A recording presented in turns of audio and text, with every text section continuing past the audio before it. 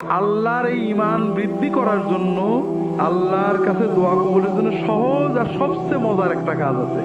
সেটা হলো অজু থাক না থাক, গোসল থাক না থাক, মাথায় কাপড় থাক না থাক, রান্নাঘরে থাকেন, মাছ করতে থাকেন, রিক্সা চালাতে থাকেন, দুটো কাজ করবেন। একটা হলো আল্লাহর জিকির করবেন, দরুদ পড়বেন, আর একটা হলো দোয়া করবেন। দোয়া মানে হাত তুলতে জরুরি না। যখন কোনো মুসলমান নারী অথবা পুরুষ হাত উঠাক অথবা না উঠাক, মাছ কোটে, রিক্সা ধরে আছে, অজু থাক অথবা না থাক, মাথায় কাপড় থাক অথবা না থাক, যখন আল্লাহর সাথে কথা বলে, আল্লাহ আমার এইটা দাও, আল্লাহ আমার সেইটা দাও, যতক্ষণ কথা বলে ততক্ষণ একটা ফরজ ইবাদত করার মতো একটা ইবাদতের সওয়াব তার আমলনামায় লেখা হবে। 2 নম্বর লাভ হলো, এই যে দোয়া করছেন, আল্লাহ কোনো দোয়া ব্যর্থ করেন না।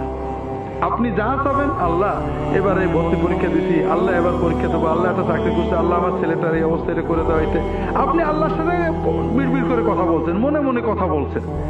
আল্লাহর কাছে যাই চাবেন, আল্লাহ সঙ্গে সঙ্গে দোয়াটা কবুল করে নেবেন।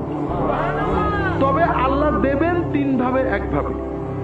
হয় যেটা চাইছেন ওইটা দেবে, নইলে আপনার একটা বিপদ কাটিয়ে দেবেন, নইলে আল্লাহ আখিরাতে জান্নাতে আপনার জন্য সওয়াব জমা করে রাখবেন, লস নেই। 3 নম্বর, যতক্ষণ আল্লাহর সাথে কথা বলবেন মনটা ভালো লাগবে। কথা কি বুঝতে পেরেছেন?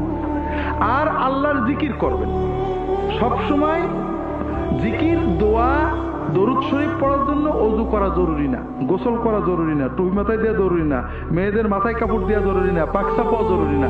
এগুলো সকল অবস্থায় করা যায়। কথা বুঝতে পেরেছেন? এতে ঈমান মজবুত হয়, আল্লাহর দিকে মন যায়, দোয়া কবুল হওয়ার মতো পরিবেশ তৈরি হয়। কথা কি বুঝতে পেরেছেন? কাজেই প্রত্যেকেই নিজের মতো দোয়া করবেন, সবসময় দোয়া করবেন, আল্লাহর কাছে চাইতে কৃপণতা করবেন না। আল্লাহ চাইলে দেন।